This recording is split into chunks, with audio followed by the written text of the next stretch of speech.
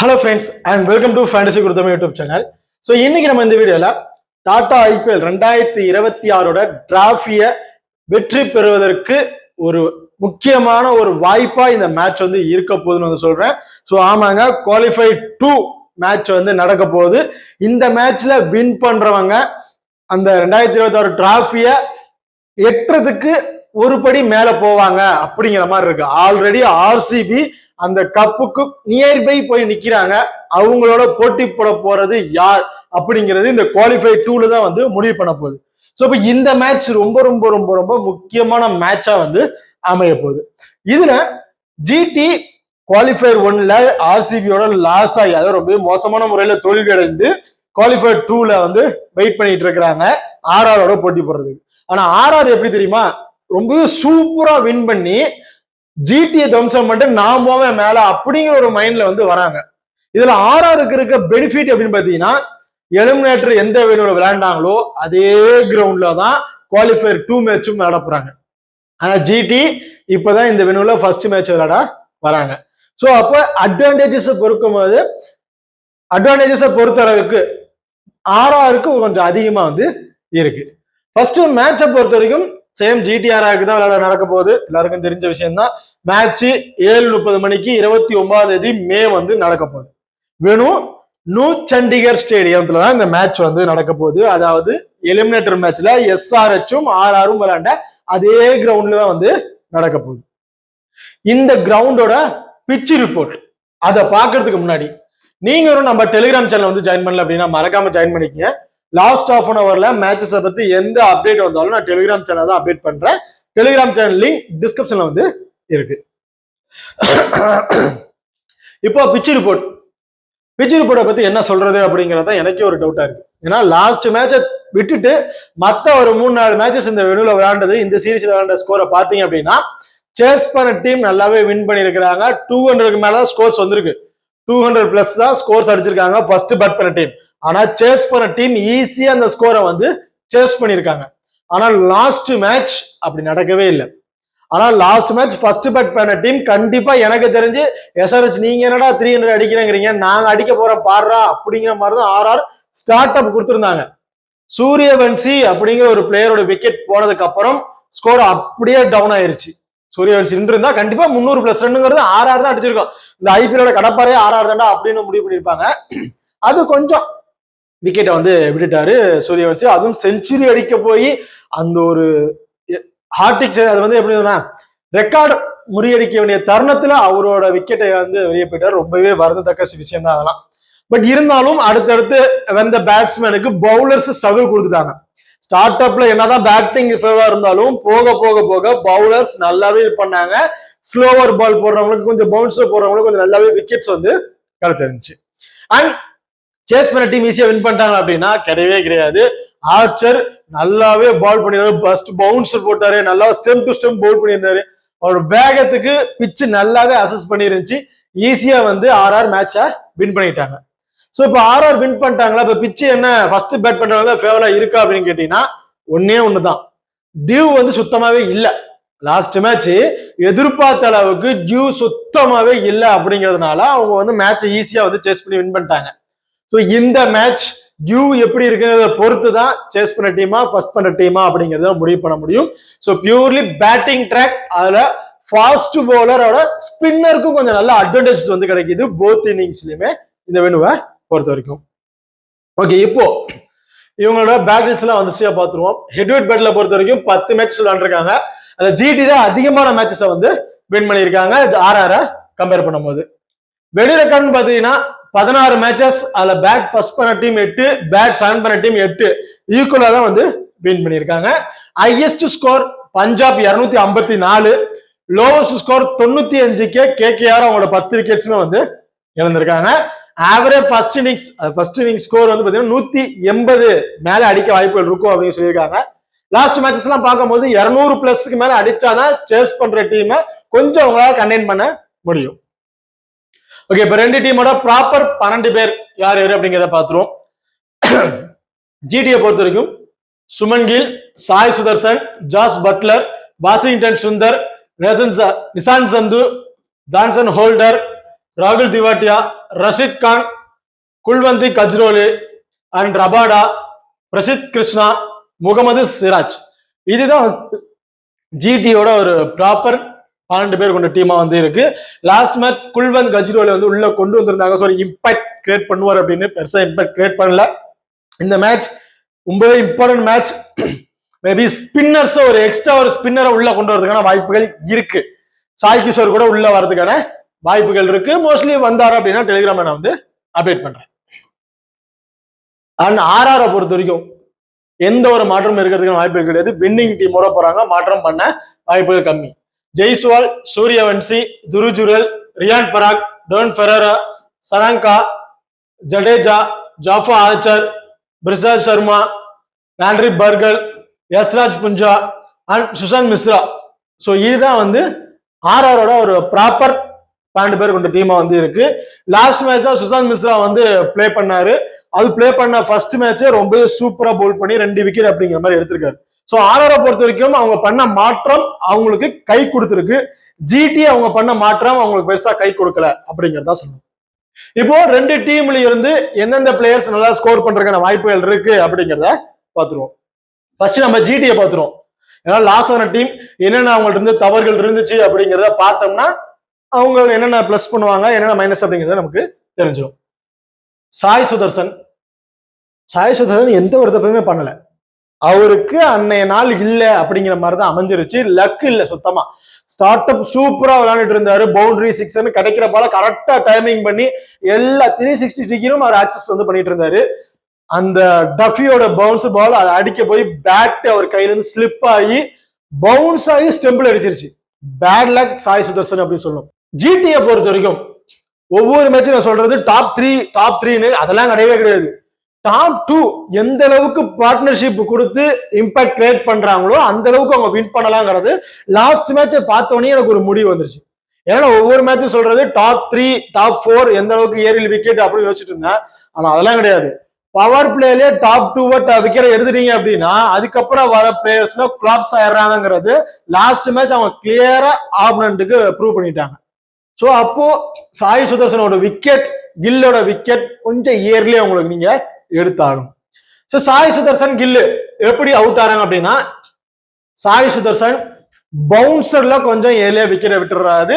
And inswing பாலையும் கொஞ்சம் அடிக்க போய் விக்கெட்டை விட்டுறாரு. பவர் பிளேல ஃபர்ஸ்ட் ஓவர் ஆர்ச்சருக்கும் சாய் சுதர்சனுக்கும் கண்டிப்பா பேட்டில் இருக்க வாய்ப்புகள் இருக்கு. ஒவ்வொரு மேட்சும் ஃபீல்டிங் மிஸ்டேக்ல சாய் சுதர்சன் ஆர்ச்சர் இருந்து மிஸ் ஆயிருக்காரு.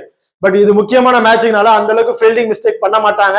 கண்டிப்பா ஒரு 90% பேட்டில் இருக்க வாய்ப்புகள் இருக்கு அப்படிங்கிற மாதிரி எதிர்பார்க்கிறேன். அந்த பேட்டில் வந்து தப்பிச்சிட்டாரு அப்படின்னா சாய் சுதர்சன் 50+ மேல ஸ்கோர்ஸ் பண்றதுக்கான வாய்ப்புகள் ரொம்ப ரொம்ப அதிகமா இருக்கு இந்த மேட்சை பொறுத்த வரைக்கும். கில்லு புவனேஸ்வர் குமார்ட்டு நிறைய முறை விக்கெட் விட்டுருக்காருன்னு பார்த்துட்டு இருந்தோம். அதே மாதிரி இன்ஸ்விங் பால் அது நல்லாவே ஸ்விங் ஆனிச்சு. ஸ்டம்பிட்ட விக்கெட் விட்டு கிளம்பிட்டாரு. ஏன்னா ஒரு பேட்டிங் சதுரசனோட விக்கெட் போனதுக்கு அப்புறமே கில்லோட மைண்ட் அப்செட் ரொம்பவே இதாயிருச்சு. அதுலயும் விக்கெட்ஸ் வந்து இழந்துட்டு போயிட்டாரு. ஸோ அதேதான் இன்ஸ்விங் போட பாருங்க. கண்டிப்பா சாய் சுதர்சனோட கில்லுக்கு இன்ஸ்விங் நல்லாவே இதாகுது. அதுல கொஞ்சம் ஏர்ல விக்கெட் விட்டுறாரு. அவுட் ஸ்விங் எல்லாம் போட்டீங்கன்னா பெரிய சார் இல்ல, தரைய அடிக்க பார்த்து அவர் வந்து பவுண்டரி 6 போயிடுறாரு. லெக் சைடு இது பண்ணாலும் பவுண்டரி அதிகமா ட்ரை பண்ணிடுறாரு. ஸ்டெம் டு ஸ்டெம் அந்த இன்ஸ்விங் பால் கொஞ்சம் ஸ்லோவர் பால் போட்டீங்கன்னா கண்டிப்பா கில் அவுட் ஆகிறதுக்கான வாய்ப்புகள் இருக்கு. அந்த இதுல ஆப்போனன்ட் டீம்ல யாராச்சும் இருக்காங்க அப்படின்னு பாத்தீங்கன்னா ஸ்லோவர் பால் கொஞ்சம் ஸ்டெம் டு ஸ்டெம் போலக்கூடிய பவுலர் பிரிஜேஷ் சர்மா வந்து இருக்காரு. சோ பிரிஜேஷ் சர்மாவுக்கும் கண்டிப்பா கில்லுக்கும் ஒரு பேட்டில் இருக்க வாய்ப்புகள் இருக்கு. ஆனா பிரிஜேஷ் சர்மா பவர் பிளேல அதுவும் ஒரு 4 ஓவருக்கு அப்புறம் தான் பவுலிங் ஆப்ஷன் வராரு. சோ அப்படி இருக்கும்போது அதுக்குள்ள வந்து பாத்தீங்கன்னா கில்லு வந்து கொஞ்சம் ஸ்டேபிள் ஆயிடுவாரு அப்படின்னு பாக்குறேன். அவ்வளவுதான். கில்லுக்கு பெரிய ஸ்ட்ரகிள்னு பாத்தீங்கன்னா இந்த இன்ஸ்விங் தான். அந்த அளவுக்கு இன்ஸ்விங் போடுற பவுலர் ஏதாச்சும் உள்ள இருக்கிறாங்களா அப்படின்னு கேட்டீங்கன்னா எனக்கு வந்து பெரிய அளவுக்கு இல்லைனாலும் ஆண்ட்ரி பர்கலுக்கு லிட்டில் பிட் ஸ்விங் ஆகுது. சோ அதுல கொஞ்சம் ட்ரை பண்ணி பார்க்கலாம். அப்படி இல்லைன்னா எனக்கு தெரிஞ்சு கில்லு பெரிய ஸ்ட்ரகிள் இல்ல, 35 to 40+ மேல ஸ்கோர்ஸ் அடிச்சிருவாரு அப்படிங்கிறத எதிர்பார்க்கிறேன். பட்லர் அவரோட வீக்னஸ் கிளியரா காமிச்ச. லாஸ்ட் மேட்ச் ஹேசில்வுட் வந்து பாத்தீங்கன்னா நல்லா வேகத்துல பந்து போட்டு இருக்கும் போது தொடர்ச்சியா பவுண்டரி 6 ட்ரை பண்ணிட்டே இருந்தாரு. ஸ்டெம் டு ஸ்டெம் ஸ்லோவர் பால் போட்டாரு. பட்லர் நல்ல விலகி ஆடுறாருன்னு தெரிஞ்சுக்கிட்டாரு. அப்ப அந்த டைம்ல டைரக்டா ஸ்டெம் டு ஸ்டெம் போடுறேன், ஸ்லோவர் பால் போடுறேன்னு போட்டாரு, ஸ்டெம்பு தெரிச்சிருச்சு. அப்போ பட்லர் நீங்க எந்த அளவுக்கு வேகத்துல பந்து போடுறீங்களோ அந்த அளவுக்கு வேகமா அடிக்கிறாரு. அப்ப அவருக்கு ஸ்லோவர் பால் தான் போடணும் இந்த வேணுல, அதுவும் ஸ்டெம் டு ஸ்டெம் கரெக்டா ஒரு வீக்னஸ் தெரிஞ்சு கரெக்டா வந்து பவுல் பண்ணணும். எனக்கு தெரிஞ்சு நாண்ட்ரி பர்கர் அண்ட் விஜய் சர்மா அவங்க 2 பேரும் ஜாஸ் பட்லருக்கு கொஞ்சம் ஸ்ட்ரகிள் கொடுப்பாங்க அப்படின்னு எதிர்பார்க்கிறேன். அப்படி இல்லாத பட்சத்துல அவர்கிட்ட இருந்து நம்ம ஒரு இந்த மேட்ச் கண்டிப்பா வின்னிங் மேட்சா வந்து இவர் பிளே பண்ணுவாரு. கடைசி வரை நின்னார் அப்படின்னா ஒரு 70க்கு மேல ஸ்கோர்ஸ் கொண்டு போறதுக்கு வாய்ப்புகள் இருக்கு. அவங்க ஸ்ட்ரகிள்ஸ்ல மாட்டிட்டாரு அப்படின்னா 15ல இருந்து ஒரு 20 ஸ்கோர்ல விக்கெட் இழந்துருவாரு அப்படிங்கிற மாதிரி எதிர்பார்க்கிறேன். வாஷிங்டன் சுந்தர் பொறுத்த வரைக்கும் எல்லா பாலுமே அடிக்கதான் போறாரு, எல்லா பாலுமே அடிக்கதான் போவான்னு கிளியர்லி வந்து காமிச்சிட்டு இருக்காரு. விக்கெட் விழுந்தாலும் சரி விளையாட்டும் பரவாயில்ல, நான் அடிக்கதான் போறேன்னு கிளியர் இன்டென்ட் வந்து கொடுத்துட்டு இருக்காரு. சோ அப்போ அவரு தவறு மிஸ்ஸேஜ் பண்ற டைம் நம்ம வந்து கரெக்டா பார்த்து விக்கெட்ஸ் வந்து எடுக்கணும். சோ அவர்கிட்ட பெரிய மைனஸ் எதுன்னு எனக்கு வந்து பெருசா தெரியல, ஏன்னா அவரோட இம்பாக்ட் கரெக்டா வந்து ப்ரூவ் பண்ணிட்டு போயிட்டு இருக்காரு. சோ அப்ப ஒரு 15 பால் உள்ள நின்று புடிச்சாரு அப்படின்னா ஒரு 30+ ஸ்கோர் அப்படிங்கிறத வாஷிங்டன் சுந்தர் நம்ம எதிர்பார்த்திடலாம். பவுல் பண்ணுவாரா, ஒரு ஆஃப் பிரேக் பவுலர் பவுல் பண்ணுவாரா அப்படின்னு கேட்டீங்கன்னா left handers and so mostly கொடுத்து ட்ரை பண்ணலாம். ஏன் ட்ரை பண்ணல அப்படிங்கிறது தெரியல, ட்ரை பண்ணி பார்க்கலாம். இன்கேஸ் பவுல் பண்ற ஆப்ஷன் இருந்துச்சு அப்படின்னா டெலிகிராம்ல வந்து நான் அப்டேட் பண்றேன். நிஷாந்த் சந்து சோ அவரை பெருசா கன்சல்ட் பண்ண போறதே கிடையாது. அண்ட் ஹோல்டருக்கு லாஸ்ட் மேட்ச் தெளிவா சொல்லியிருந்தேன், ஸ்லோவர் பால் அவர் அடிக்க சிரமப்படுவாருங்கன்னு. ஏன்னா வெஸ்ட் இண்டீஸ் பெரியிருந்தாலும் கனெக்ட் பண்ணீங்கன்னா எல்லா பிளேயர்ஸுமே அவ்வளோக்கு பவர் ஹிட்டிங்லாம் கொடுக்கறது கிடையாது, சும்மா டைமிங் பண்ணி தான் அடிக்கிறாங்க. அது அவங்க கொடுக்குற வேகத்துல வெளியே போயிருது. அந்த டைம்ல ஒரு ஸ்லோவர் பவுன்சர் ஸ்லோவர் பால் போட்டீங்கன்னா ஹோல்டரால கண்டிப்பா அடிக்க முடியாது. ரசிக் சலாம் லாஸ்ட் மேட்ச் அதான் பண்ணியிருந்தார். சோ அதே மாதிரி பண்ணாங்கன்னா கண்டிப்பா ஹோல்டரோட விக்கெட்டை ஏர்ல வந்து எடுத்துடலாம், கண்டிப்பா விக்கெட் எடுக்கிறதுக்கான வாய்ப்புகள் இருக்கு. எனக்கு தெரிஞ்சு யஸ்ராஜ் புஞ்சா ஒரு ஸ்பின்னர் கண்டிப்பா ஹோல்டரோட விக்கெட்டை தட்டிடுவாரோ அப்படிங்கிற மாதிரி எனக்கு ஒரு டவுட்டா இருக்கு. சோ கண்டிப்பா ஒரு பேட்டில் இருக்கு, வாய்ப்புகள் இருக்கு. ஆனா லாஸ்ட் மேட்ச் மாதிரி பெரிய இம்பாக்ட் கிரியேட் பண்ணாம விக்கெட் விட மாட்டாரு. இந்த மேட்ச் கண்டிப்பா இம்பாக்ட் கிரியேட் பண்ணுவார். பேட்டிங் ஆடுற வராடிங்கும் போது அவர் விக்கெட் எடுத்தே ஆகணும் அப்படிங்கிற ஒரு இம்பாக்ட் வந்து கொடுத்துருவாரு, கொடுத்துதான் விக்கெட் எடுக்கிறதுக்கான வாய்ப்பு இருக்கு. அண்ட் பவுலிங்ல கண்டிப்பா 2 விக்கெட். ஹோல்டரை பொறுத்த வரைக்கும் ஒரு டால் பிளேயர், நல்ல வேகத்துல பவுன்ஸ் போகக்கூடிய பிளேயர், கண்டிப்பா 2 விக்கெட் வரைக்கும் எடுக்கிறதுக்கான வாய்ப்புகள் இருக்கு ஹோல்டரை பொறுத்த வரைக்கும். பேட்டிங்ல நல்ல ஒரு இம்பாக்ட் வந்து கிரியேட் பண்ணிடுவாரு. ஓகே, ராகுல் திவாட்டியாவை என்ன சொல்றது, லாஸ்ட் மேட்ச் தோத்துட்டான் தெரிஞ்சாலும் அவரோட பங்களிப்பா கரெக்டா கொடுத்துட்டு இருந்தாரு. நான் அடிக்கிற ஒரு 60-70% கொண்டு போறேன் அப்படிங்கறத கொண்டு போயிட்டாரு. இல்லைன்னா இன்னும் கொஞ்சம் லோவர் ஸ்கோர்ல அவுட் ஆயிருப்பாங்க. இந்த மேட்ச் பேட்டிங் ஆர்டர் வருவாராங்கிறது ஒரு கேள்விக்குறி. இன்கேஸ் வந்தாலும் லாஸ்ட் மேட்ச் மாதிரி பெரிய பங்களிப்புல கண்டிப்பா ராகுல் திவாரி வந்து நம்ம எதிர்பார்க்க முடியாது. ரஷீத் கான் இந்த மேட்சோட கீ பிளேயர், இம்பாக்ட் கிரியேட் பண்ணக்கூடிய ஒரு பிளேயர், கண்டிப்பா பவர் பிளேயர்ல பவுலிங் ஆப்ஷன் கொடுத்தாலும் கண்டிப்பா விக்கெட் எடுக்கக்கூடிய ஒரு பிளேயரா வந்து இருப்பாரு. 2 விக்கெட் ரஷீத் கான் தாராளமா எதிர்பார்க்கலாம். ஸ்பின்னருக்கு நல்லாவே அசிஸ்ட் ஆகுது. கண்டிப்பா ரஷீத் கான் ரொம்ப ரொம்ப இம்பார்ட்டன்டா இருப்பாரு நடக்கிற மேட்சை பொறுத்த வரைக்கும். குல்வந்த் கஜ்ரோலியா சோ நான் பெருசா அவரை கன்சிடர் பண்ண போறது கிடையாது. லெப்ட் ஆர்ம் பவுலர், பால் கொஞ்சம் நல்லதாகுது, இருந்தாலும் பெருசா அவரை இம்பாக்ட் நான் கொடுக்க மாட்டேன். ரபாடா நல்ல ஒரு இம்பாக்ட் கிரியேட் பண்ணக்கூடிய ஒரு பிளேயர். ஸ்டார்ட் அப்ல விக்கெட் கிடைக்கல அப்படின்னாலும் 10 ஓவருக்கு அப்புறம் 12 ஓவருக்கு அப்புறம் ஒரு விக்கெட்ஸ் வந்து கிடைக்கிறதுக்கான வாய்ப்புகள் இருக்கு. ஒரு விக்கெட் அதிகபட்சம் 2ஆ கூட மாறதுக்கான வாய்ப்புகள் கொஞ்சம் இருக்கு. சிராஜ் இந்த மேட்ச் பவர் பிளேல கண்டிப்பா டீமை கொலாப்ஸ் பண்ணுவாரு அப்படிங்கிற மாதிரி நான் எதிர்பார்க்கிறேன் சிராஜை பொறுத்த வரைக்கும். ஏன்னா ஒரு பால் நல்ல ஸ்விங் ஆகுது, இந்த வெனுவுல நல்ல ஸ்விங் நல்லாவே கிடைக்குது. ஸோ அப்படி இருக்கும் போது சிராஜ் பவர் பிளேல ஜெய்ஸ்வாலோட விக்கெட்டை எடுத்துருவாரோ அப்படிங்கிற மாதிரி எனக்கு தோணுது. ஒரு விக்கெட் அப்படிங்கிறத சிராஜ் நம்ம எதிர்பார்க்கலாம். ஓகே, இப்போ ஜிடியோட பிளேயர்ஸ் அண்ட் பவுலர்ஸ் ஓரளவுக்கு பார்த்துட்டோம். ஆர்ஆரோட பேட்டிங் அண்ட் பவுலிங் ஆப்ஷன் நம்ம பார்த்துட்டோம். இதுல ஜெய்ஸ்வால், சூரியவன்சி பாப்பா ரொம்ப சூப்பரா வந்து பேட் பண்ணியிருந்தாங்க. துருஜுரலும் சரி, டாப் 3 வேற லெவல் ஃபார்ம். அதுக்கப்புறம் வந்தவங்க சொல்லிக்கிற மாதிரி ஆடல, டக்கு டக்குன்னு விக்கெட் விட்டாங்க. டாப் 3 நல்லாவே ஸ்கோர்ஸ் பண்ணியிருந்தாங்க, நல்லாவே பேட்டிங் ஆர்டர் கிடைச்சிருந்துச்சு. இந்த மேட்ச் அதே மாதிரி இருக்குமானா கண்டிப்பா அதே மாதிரி இருக்கும். ஆனா ஒண்ணு, சூரியவன்சியோட மைனஸா அவர் கிளியரா வந்து காமிச்சிருக்காரு. நல்லா வைடு ஏக்கர் லென்த்ல நல்லா நீங்க ஸ்டெம் டு ஸ்டெம் ஏக்கர் பாலா போட்டீங்கனாலும் அதை அடிக்க சிரமப்படுறாரு. கொஞ்சம் ரூம் கொடுத்துரு, கொஞ்சம் பால் ஹைட் ஏறிச்சுன்னா பால் 6, கொஞ்சம் பவுன்ஸா போட்டீங்கன்னா பால் 6, ஷார்ட் பிச் பாலா போட்டா பால் 6. யாக்கர் லென்த்தா நீங்க போட்ட பால் 6 பாலுமே யாக்கர் லென்த்தா போட்டீங்கன்னா ஒரு பால் கூட அவரால் அடிக்க முடியல, பெரிய ஷாட் ட்ரை பண்ண முடியல. அப்படிங்கும் போது அவரோட மைனஸ் அதான் இருக்குமோ அப்படிங்கிற மாதிரி இருக்கு. அவரோட விக்கெட்ஸும் சம்டைம் அந்த யாக்கர் லென்த்ல போடுற பவுலர்ஸ் தான் விக்கெட்டை விட்டுருக்காரு. லாஸ்ட் டைம் பேக் கமின்ஸ் அதான் ட்ரை பண்ணாரு, பட் அதை கரெக்டா கொஞ்சம் சிங்கிள்ஸ் ரொட்டேட் பண்ணி ஸ்ட்ரைக்கை மாத்திக்கிட்டாரு. அதுக்கப்புறம் கொஞ்சம் பவுன்ஸா போட்ட பால போறான், பவுண்டரி 6னா ரெக்கார்டே முறியடிச்சிட்டாரு. ஒரே சீசன்ல அதிகபட்சம் 6 அடிச்ச ஒரு பிளேயர் அப்படின்னு பாத்தீங்கன்னா இப்போதைக்கு சூரியவன்சி தான் டாப் ஆர்டர்ல இருக்கிறாரு. வேற யாருமே இல்ல அந்த ரெக்கார்டை யாராச்சும் முறியடிப்பாங்களாங்கிறதும் ஒரு கேள்விக்குறியா தான் இருக்கு. அந்த அளவுக்கு ஒரு பவர் ஹிட்டரா வந்து மாறிட்டாரு. சோ அப்போ இந்த டீம்லயும் சேம் அதே மாதிரிதான். சூரியவன்சியோட விக்கெட் நீங்க எந்த அளவுக்கு இயர்லி எடுக்கிறீங்களோ அந்த அளவுக்கு நீங்க தான் மேட்ச் வின்னு அப்படிங்கறத நீங்க முடிவு பண்ணிக்கலாம். பவர் பிளேல விக்கெட் எடுத்துட்டீங்க அப்படின்னா அடுத்த வர பேட்ஸ்மேன் கொஞ்சம் ஸ்டேபிளா நின்று பிளே பண்ண நினைப்பாங்க. 200க்குள்ளே உங்களால 6 சுட்டிட முடியும். அப்படி இல்லை அப்படின்னா ஜிடி பவுலர்ஸ் துவம்சம் பண்ணிடுவாரு சூரியவன்சி. 50+ மேல போறதுக்கான வாய்ப்புகள் அதிகம். ஜெய்ஸ்வால் ஸ்டார்ட் அப்ல இருந்து அடிக்கதான் போறாரு. அவருக்கு தகுந்த சூரியவன்சி நல்லா பார்ட்னர்ஷிப் கொடுக்கறதுனால கரெக்டா பயன்படுத்தி ஆடிட்டு இருக்காரு. இந்த மேட்ச் சூரியவன்சி ஏர்ல விக்கெட் விட்டுட்டாரு அப்படின்னா ஜெய்ஸ்வால் கண்டிப்பா நின்று மேட்சை கொண்டு போயிடுவாரு. ஏன்னா ஒரே ஒரு ஸ்ட்ரகிள் சிராஜ் மட்டும்தான். அந்த ஸ்விங்கை கரெக்டா பயன்படுத்திட்டாரு சிராஜ் அப்படின்னா ஜெய்ஸ்வால் விக்கெட் எடுத்துடலாம். இல்ல அப்படின்னா ஜெய்ஸ்வால் கண்டிப்பா இந்த மேட்ச் அவரு செஞ்சுரி போறதுக்கான வாய்ப்பு கூட அதிகம் சொல்லுவேன். அந்த அளவுக்கு பியூர் ஹிட் வந்து காமிச்சிட்டு இருக்காரு, எல்லா பக்கமும் ஆக்சஸ் பண்றாரு. கண்டிப்பா நல்ல ஸ்கோர் கொண்டு வரதுக்கான வாய்ப்புகள் இருக்கு ஜெய்ஸ்வால பொறுத்த வரைக்கும். துருஜுரல் இவர்கிட்ட நான் பெருசா எந்த ஒரு மைனஸையும் பார்க்கலங்க. ஏன்னா ஒரு விக்கெட் விழுந்துருச்சு, அதுக்கப்புறம் வர பேட்ஸ்மேன் கொஞ்சம் ஸ்டேபிளா பிளே பண்ணுவாங்கன்னு பார்க்காம ஏன் விக்கெட் போனாலும் அதுக்கு பின்னாடி பிளேயர்ஸ் இருக்காங்க, அவங்க பாத்துக்குவாங்க, நான் பெருசா கவலைப்பட போறது கிடையாது, நான் அடிச்சு ஆடுறேன் அப்படின்னு சொல்லி அடிச்சு ஆடுறாரு. சோ அப்போ துருஜுரலை பொறுத்த வரைக்கும் 15 பால் உள்ள நின்றுட்டாரு அப்படின்னா அவரோட ஸ்கோர் எங்கேயோ போயிடும். வாஷிங்டன் சுந்தர் சொன்ன மாதிரிதான் துருஜுரல் 15 பால் உள்ள நின்றுட்டா 50க்கு மேல ஸ்கோர் போறதுக்கான வாய்ப்புகள் இருக்கு துருஜுரலை பொறுத்த வரைக்கும். ரியான் பராக் பெருசா இம்பாக்ட் இல்ல, கொஞ்சம் ஸ்விங் பால, அதாவது ஸ்விங் பாலையும் அவுட் ஆறாரு, கொஞ்சம் அடிக்க போய் பவுண்டரி லைன்ஸ்லயும் அவுட் ஆயிடுறாரு. ஏன்னா அந்த பால் டக்குன்னு அவர் டைம் பண்ணல, கொஞ்சம் ஸ்லோவர் பாலா வரத டக்குன்னு பார்க்காம அடிக்கதான் போறான் அந்த மைண்ட்ல இது பண்ணிடுறாரு. அது ஆப்போனன்ட்டுக்கு நல்லாவே தெரியுது இவன் அடிக்கதான் போறான் அப்படிங்கிறது தெரிஞ்சு அதுக்கு வந்து பாலை வந்து ஸ்லோவரா போட்டு இது பண்ணிடுறாங்க. சோ அப்போ எனக்கு ரியான் பராக பெருசா இம்பாக்ட் கொடுப்பாருன்னு சொல்ல முடியல.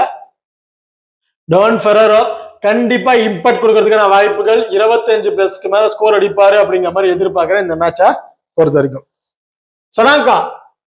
சனாங்கா பொறுத்த வரைக்கும் ஒரு விஷயம் நல்லா புரிஞ்சுக்கணும், ஒரு பவுலர் தான் நினைக்கிறீங்க. ஸோ பவுலர் தான், நான் பவுலிங் ஆப்ஷன் கொடுக்கறது இல்லை. ஆனாலும் பேட்டிங்ல ஒரு இக்கட்டான சூழ்நிலையில அவங்க டீமை ஒரு நல்ல பொசிஷனுக்கு கொண்டு போற ஒரு பிளேயர். ஸ்ரீலங்கா மேட்சஸ்ல நிறைய மேட்ச் பார்த்தா தெரியும், இந்த மேட்ச் எங்க அந்த ஸ்கோர்லாம் கொண்டு போவாதுன்னு நினைக்கும் போது நான் இருக்கேன், என்னால கொண்டு போக முடியும் அப்படிங்கிற ப்ரூவ் பண்ண ஒரு பிளேயர். இக்கட்டான சூழ்நிலையா அதுக்கு தகுந்தாக்குல பிளே பண்ணக்கூடிய ஒரு எக்ஸ்பீரியன்ஸான பிளேயர். ஸோ கண்டிப்பா அவரும் ஜடேஜாவும் ஒரு பார்ட்னர்ஷிப் போட்டு நிக்கிறாங்க அப்படின்னா கண்டிப்பா 200க்கு மேல ஸ்கோர்ஸை கொண்டு போவாங்க அப்படிங்கிற மாதிரி என்னோட கருத்தா வந்து இருக்கு. இதுல Jadeja left arm orthodox bowler நல்லாவே விக்கெட்ஸ் வந்து எடுத்தாரு. கண்டிப்பா ஜடேஜாவுக்கு இந்த மேட்சும் பவுலிங் ஆப்ஷன் கொடுப்பாங்க, ஒரு விக்கெட் வரையும் எடுப்பதற்கான வாய்ப்புகள் கொஞ்சம் அதிகம். ஆர்ச்சர் அதாங்க வேற லெவல்ல பிளே பண்றாருங்க. ஒரு மேட்ச் ஜிடிக்கு அகைன்ஸ்டா தான் நினைக்கிறேன் ரொம்ப மோசமா வந்து பிளே பண்ணியிருந்தாரு. அந்த நோ பால் கொடுத்து வைடு இல்லாத வைடு கொடுத்து நிறைய ஜிடிஏ சம்திங் என்ன பேர் தெரியல விளையாண்டு இருந்தாரு. ரொம்ப அதிலே மனசை விட்டு கண்டிப்பா அவர் ரொம்ப வெற்றியாகி அதுக்கப்புறம் ரெஸ்ட் கொடுத்துட்டாங்க, பெருசா பவுலிங் ஆப்ஷன் கொடுக்கல. அதுல இருந்து பெருசா எப்படா பேக்கப் வருவாரா அவருக்கு டைமிங்கும் கொடுத்துருந்தாங்க, ஏன்னா மேட்ச் இல்லாம இருந்துச்சு. அதுக்கு அப்புறத்துல இருந்து வந்தவர் அந்த எந்தெந்தெல்லாம் தவறா இருந்துச்சோ அதெல்லாம் சரி பண்ணிட்டு வராரு. அவரோட வேகமும் பவுன்ஸும், யாருக்கு பவுன்ஸ் பண்ணுவோம் அவங்க பவுன்ஸ் போடுறேன், ஒரு ஆளுக்கு ஸ்டெம் டு ஸ்டெம் போடுறேன், 150ல கூட போடுறேன்னா 155ல போடணுமா போடுறேன், இல்ல 120ல போடணுமா போடுறேன் அப்படிங்கிறது எல்லா இதுலயுமே பவுல் பண்றாரு, வேற லெவல்ல பவுல் பண்றாரு. இவரோட பவுலிங் இந்த 4 ஓவர் ரொம்ப ரொம்ப ரொம்ப இம்பார்ட்டன்ட் ஜாஃப்ரா ஆர்ச்சரை பொறுத்திருக்கும். இவர் ஓவர் அடி விழுந்துருச்சு அப்படின்னா கண்டிப்பா ஆர்ஆர் ஜெயிக்கிறதுக்கான வாய்ப்புகள் கம்மியாகிக்கிட்டே வந்துடும். சோ அப்ப ஆர்ச்சரோட 4 ஓவர் ரொம்ப ரொம்ப இம்பார்ட்டன்ட். எனக்கு தெரிஞ்சு இந்த மேட்ச் 1ங்கிறது அதிகபட்சம் 2 விக்கெட் எடுக்கிறதுக்கான வாய்ப்புகள் கொஞ்சம் அதிகம். Brijesh Sharma slower ball back to hand போடுறாரு, கண்டிப்பா வைட் ஆக்கர்ல அதிகமா ட்ரை பண்றதுனால அந்த எட்ஜஸ்ல கொஞ்சம் விக்கெட்ஸ் கிடைக்கிறதுக்கான வாய்ப்புகள் இருக்கு. ஸ்லோவர் பால்ல விக்கெட் விடக்கூடிய பேட்ஸ்மேனும் ஜிடியில இருக்காங்க அப்படிங்கிறனால இவர் வர டவுனுக்கு கண்டிப்பா அந்த பேட்ஸ்மேன் வரதுக்கான வாய்ப்புகள் அதிகம். 1ங்கிறது 2ஆ கூட எடுத்துருவாரு பிரிஜேஷ் சர்மாவை பொறுத்த வரைக்கும். ஆண்ட்ரி பர்கர் கொஞ்சம் நல்லா தான் பவுல் பண்றாரு, ஒரு விக்கெட் எடுப்பதற்கான வாய்ப்புகள், பெரிய அளவுக்கு விக்கெட் ஷாட் எதிர்பார்க்க முடியாது. யஸ்ராஜ் புஞ்சா நல்லா பவுல் பண்றாரு, ஒரு முக்கியமான விக்கெட் எடுத்து கொடுத்தாரு லாஸ்ட் மேட்ச் எஸ்ஆர்எஸ்க்கு. அந்த ஒரு பிளேயர் இருந்திருந்தா கண்டிப்பா எஸ்ஆர்எஸ் தான் இருக்கிற 2 இடத்துல பெரிய அளவுக்கு இம்பாக்ட் கொடுக்கல. சோ அப்ப அந்த விக்கெட்டை எடுக்கணுங்கிறத கரெக்டா விக்கெட்டை வந்து எடுத்து கொடுத்திருந்தாரு. ஒவ்வொரு மேட்சுமே முக்கியமான விக்கெட்ஸ் எடுத்து கொடுத்து டீமோட வின்னிங் பொசிஷனை கொண்டு வந்துட்டு இருக்கிறது எஸ்ராஜ் புஞ்சா தான். ஆனா அவர் பெருசா யாருக்குமே வெளியே தெரியறது இல்லைன்னு தான் சொல்லும். ஏன்னா அந்த அளவுக்கு ஜாஃபர் ஆச்சர் பந்து போட்டுறாரு, சூரியவன்ஷி அடிச்சுட்டு போயிடுறாரு. இவர் அந்த அளவுக்கு வெளியே தெரியல. லாஸ்ட் மேட்ச்ல இருந்தே கொஞ்சம் வெளியே தெரிய ஆரம்பிப்பாருன்னு நினைக்கிறேன். இந்த மேட்ச் கண்டிப்பா நல்லா வெளியே தெரியவாரு யஸ்ராஜ் புஞ்சா அப்படின்னு. இம்பாக்டை கிளியர் பண்ணுவாரு.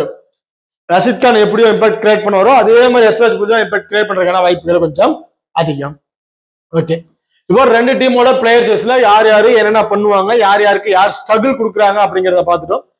யார் யார் இம்பார்ட்டன்டா இருப்பாங்க பாத்தீங்கன்னா, எனக்கு தெரிஞ்சு ஆர்ஆரை பொறுத்த வரைக்கும் துருஜுரல் 1, சூரியவன்சி 2, ஆர்ச்சர் 3, யஸ்ராஜ் புஞ்சா 4, சாரி பிரிஜேஷ் சர்மா 4, யஸ்ராஜ் புஞ்சா 5,